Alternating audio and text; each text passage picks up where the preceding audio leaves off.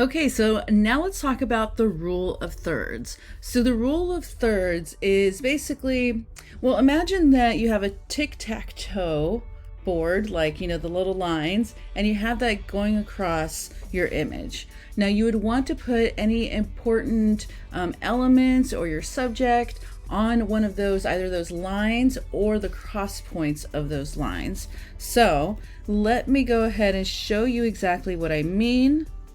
All right, so here we have like a rule of thirds grid, and you can see we have two lines that are vertical, two lines that are horizontal. And so placing important parts of your image on these lines or on the crosshairs of these lines creates a better composition than just always putting everything in the center. Now, don't get me wrong, there's times to put things in the center too, but this usually helps create some more interesting photographs than just centered all the time. So let's go back up. And so this is a great example right here. The image is a little cut off on the bottom, but if we were seeing the whole image, we would see that the horizon is actually on that bottom line there. And then we have the lighthouse that's on one of the vertical lines.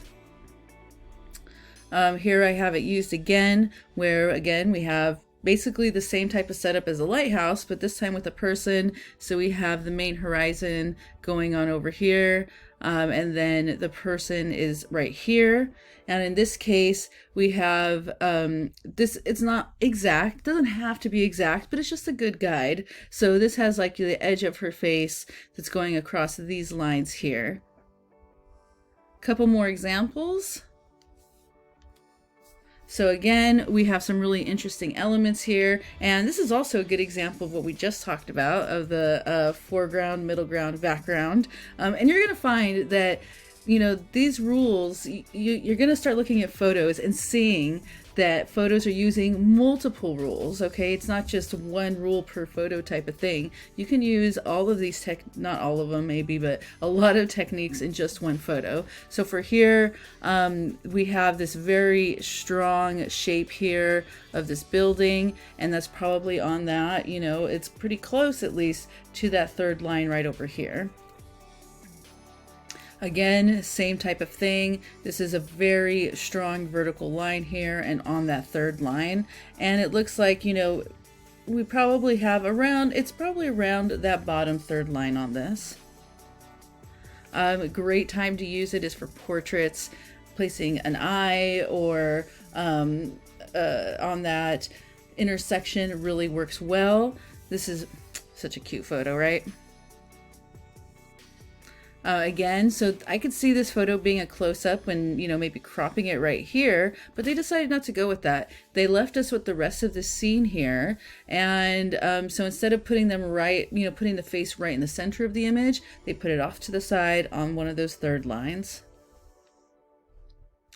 Another great example, we have the third line coming right down here. And another one right over here. And a lovely cup of tea. I'm guessing that this is around the area of one of those cross sections. All right, so pretty simple thing to do. And the good thing is that most cameras allow you to add a rule of thirds overlay. So when you're looking through your camera, you can actually see these lines which help you position the elements or the subject of your photo on those lines or those intersections. All right, guys, so that's the rule of thirds. Next, we're going to be talking about leading lines.